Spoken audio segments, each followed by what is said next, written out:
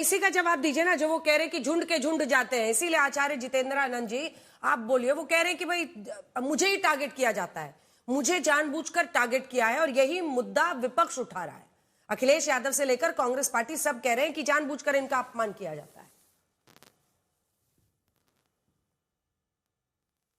ये वो राजनीतिक दल हैं जो मोदी और योगी के विरोध में अंधे होके देशद्रोह की सीमा तक जा सकते हैं। तो अगर इस मुद्दे पर एक मुहरा उन्होंने धर्म क्षेत्र में सेट कर लिया, और वो भी इतिहास की लंबी परंपरा है कांग्रेस समर्थित होने का, और सारी मीडिया के पास भी इसकी सूचना है आपके यहाँ पर कि वो लगातार प्रियंका गांधी से और अखिलेश यादव से वार्ता कर रहे हैं, अपनी एक एक रणनीति कह लीजिए राजनीति की। अच्छा, बिहार में कौन सी घटना घट गई थी? 243 सीटों पर चुनाव लड़ाने के लिए गए थे कैंडिडेट लेकर के। तो राजनीतिक व्यक्ति धर्म के चोले में अगर उससे कोई राजनीति ही करनी है तो उसका हमारे पास तो इलाज नहीं है। अभी मुक्तेश्वरानंद जी वो कह रहे हैं कि लगातार आप संपर्क में हैं पार्टी के नेताओं से। एक पॉलिटिकल सवाल इस पर मैं अलग से भी करना चाहती हूं, लेकिन असल सवाल तो ये है ना कि आपके पास मौका था। आप कहते हैं कि हाँ भाई पुलिस ने जानबूझ के मुझे टारगेट किया, योगी की पुलिस मुझे टारगेट कर रही है। आपके पास मौका था, आप एग्जाम्पल देते, एग्जाम्पल बनाते कि भाई ये पालकी में ही क्यों जाना है, आप मुझे अगर दिक्कत है मैं पैदल चल के चला जाऊंगा। गंगा जी और आपके बीच में कोई और क्यों आए? अच्छा सुनिए, पुलिस का काम पुलिस करेगी। क्या पुलिस का ये काम है कि छोटे छोटे वेद पाठी बटुकों को चोटी पकड़ करके उनको घसीट घसीट करके ले जाए और उनको उठा उठा करके पटके? क्या 84 साल के बुजुर्ग के ऊपर जूतों से प्रहार करे? क्या दंडी सन्यासियों को मारपीट करे? ये पुलिस का काम है? ये पुलिस का काम किया गया है यहाँ पर जो किया गया है, ये पुलिस का काम होता है? अब देखिए, वो कह रहे कि पुलिस का ये काम नहीं है, पुलिस ने जिस तरह का व्यवहार किया है। स्वामी जितेंद्रानंद जी, आज सवाल ये है कि वो अनशन पे बैठे हुए हैं, वो तो वहां पर बैठ गए हैं। वो कह रहे हैं जब तक इज्जत के साथ मुझे स्नान के लिए नहीं ले जाया जाएगा मैं तो यहां से हिलूंगा नहीं। अब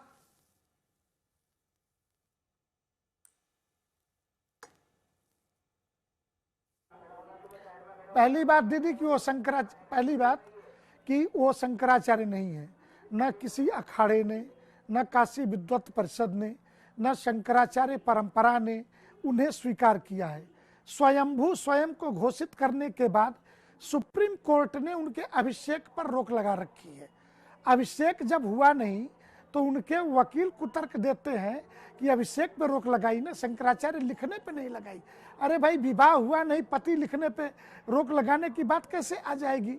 जब आपका अभिषेक ही नहीं हुआ और आपने ही कार्ड बांटे थे, अखबारों में आपके मीडिया सेक्ट ने बयान जारी किया कि 17 अक्टूबर को होगा, तो सुप्रीम कोर्ट ने उसी 17 अक्टूबर को आधार मान के 14 अक्टूबर को सुप्रीम कोर्ट ने सुनवाई करके रोक लगा दी। और उस रोक की बाकायदा व्याख्या उन्होंने कहा मेरे नाम से नहीं किया, तो हाई कोर्ट ने बाकायदा इनका नाम लिखते हुए कि स्वामी अभिमुक्तेश्वरानंद सरस्वती। और ये शंकराचार्य के किसी रिचुअल, अगर आपको चाहिए तो मैं अभी भी हाई कोर्ट और सुप्रीम कोर्ट के दोनों ऑर्डर दिखा सकता हूं। और मीडिया में निगेटिव बयानबाजी के चलते अपने नाम के आगे शंकराचार्य लिखने का जो परंपरा है, ये सनातन धर्म के लिए बहुत घातक है। ठीक है, ठीक है, ये तो खैर खुद ही कह रहे हैं कि कोर्ट ने उस पर, ठीक है, कोर्ट ने रोक लगाई थी। वो कह रहे हैं पटाभिषेक पर रोक लगाई थी, लेकिन उस दिन वो इसके लिए नहीं जा रहे थे। अच्छा, आपको जानबूझकर लग रहा है अभिमुक्तेश्वरानंद जी, क्यों टारगेट करेंगे आपको जानबूझकर? ऐसा क्या है? आप मतलब क्यों, आप ही को क्यों टारगेट कर रही है योगी की सरकार, योगी की पुलिस? क्या है ऐसा, क्या किया आपने? हाँ जी, बस यही बात है, जानबूझ करके टारगेट किया गया। क्यों? और क्योंकि हम गौ रक्षा की बात उठा रहे हैं, गौ रक्षा के लिए आवाज दृढ़ता से उठाते चले जा रहे हैं। और केंद्र और प्रदेश की सरकारें जो भाजपा शासित हैं वो गौ रक्षा करना नहीं चाहती हैं, इसीलिए उनको हमारी आवाज़ से समस्या हो रही है और इसीलिए वो हमको लक्ष्य कर रहे हैं। मूल बात ये है। अच्छा ठीक है, आचार्य जितेंद्रानंद जी वो कह रहे हैं कि उनकी आवाज, वो गौ रक्षा के लिए आवाज उठा रहे हैं इसलिए उनके खिलाफ है। अब आप इस बात का जवाब दीजिए कि भाई एक तबका है ना जो इनके साथ खड़ा है, भाई कांग्रेस हो, समाजवादी पार्टी हो, ये सारे उनका साथ दे रहे हैं और बहुत सारे लोग हैं। अब एक बड़ा बवाल ये खड़ा हो गया है, वो तो वहां पर बैठ गए हैं, ये सब उनका साथ दे रहे हैं। तो बनना भी चाहिए। वो तो पाकिस्तान के भी आवाज हैं, वो तो देशद्रोहियों के भी आवाज हैं। कश्मीर से धारा 370 जो हटी है वो नहीं हटनी चाहिए, ये भी कहने वाले वो हैं। वो तो मुख्तार अंसारी और अतीक अहमद जैसे माफिया और गुंडों की भी आवाज है कि उसकी न्यायिक जांच कराई जानी चाहिए। वो तो सेकुलर, सारे सेकुलरों की भी आवाज है कि प्रधानमंत्री को राम मंदिर के उद्घाटन में नहीं जाना चाहिए। हाँ, राम जन्मभूमि के नाम पर उन्होंने सोना इकट्ठा किया, जो सुप्रीम कोर्ट का आदेश क्या है, गवर्नमेंट ऑफ इंडिया को क्या आदेश है राम जन्मभूमि के संदर्भ में संविधान बेंच के सर्वसम्मत फैसले का, कि भारत सरकार का गृह मंत्रालय एक ट्रस्ट बनाए, वो ट्रस्ट मंदिर का निर्माण करेगा। आपने पहले से अपने रामालय ट्रस्ट में सोना इकट्ठा करना शुरू कर दिया, समाज को कभी हिसाब दिया, सार्वजनिक कोई प्रेस करके बताया कितना सोना लिया था? जब एनएसए लगाने की धमकी सरकारों ने दी तब इन्होंने ये वसूली बंद की।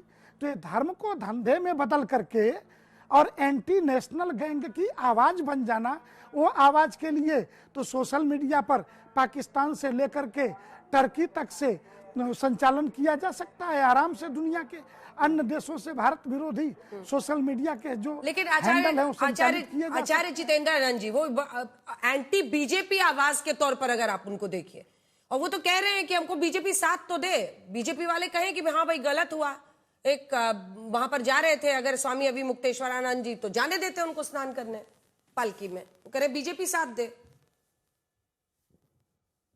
क्या? अच्छा एक बात बताइए, हाँ। अच्छा अब किस बात का अपमान हुआ? आप 2 नंबर पुल को तोड़ रहे हैं, आपके बटुक पुलिस की कॉलर पे हाथ डाल रहे हैं, मारपीट झगड़ा कर रहे हैं, और आप रथ पर बैठ करके कह रहे हो कि आगे बढ़ो आगे बढ़ो, और कह रहे हो कि अपमान हुआ है। कौन? यहाँ पुरी के शंकराचार्य जी भी हैं, सुमेरु पीठ के शंकराचार्य नरेंद्रानंद जी भी हैं, सभी अखाड़ों कई जगतगुरु यहाँ पे हैं, सभी चुपचाप नहाने गए, पैदल गए, नहा करके चले आए, किसी ने किसी को रोका टोका। शाही स्नान अर्धकुंभ और कुंभ में होता है। माघ मेले में आज तक कोई रथ और हाथी घोड़ा पालकी लेकर के नहीं गया नहाने।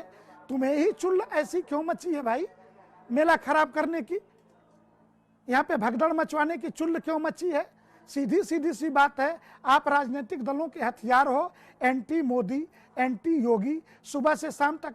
अब कहते हो कि योगी सन्यासी नहीं है, ये भी सर्टिफिकेट बांटने का काम अपने हाथ में ले रखा है।